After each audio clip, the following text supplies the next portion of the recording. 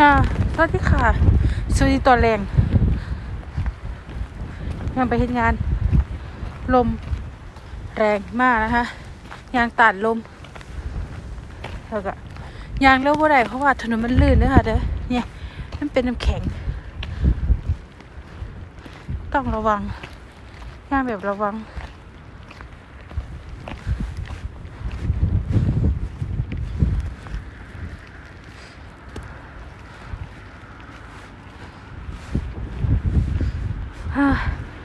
ชีวิตข้างนอก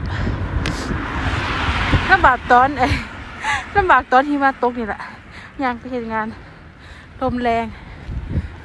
ฝ่าลมหนาวไปทำงานนะคะ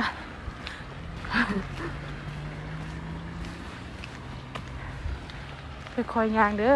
ไง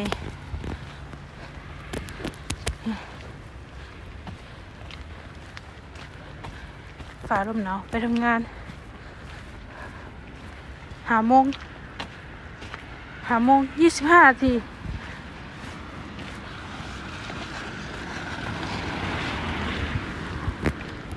มืดตื้อซ้ำ3-4 ทุ่ม5 โมงครึ่งเหมือน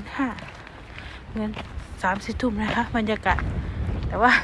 แค่5 โมงแรงหนาวมากลมแรงยางฟ้าลมหนาวไปเห็นงานนะคะใครอยู่เมืองนอกก็ดูแลสุขภาพน้ำเด้อเด้อยางไปไหนก็ระวังเด้อเพราะถนนมันลื่นช่วงนี้หิมะตกฝนตก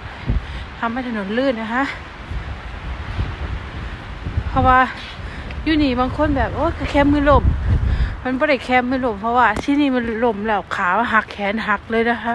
ต้องระวังนะต้องระวังอย่าประมาทนะคะ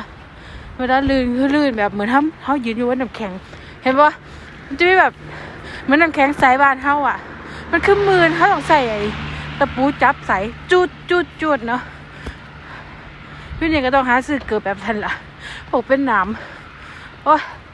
ไม่ได้เป็นหวัดเลยมันหนาวมากลมแรงนะคะลมแรง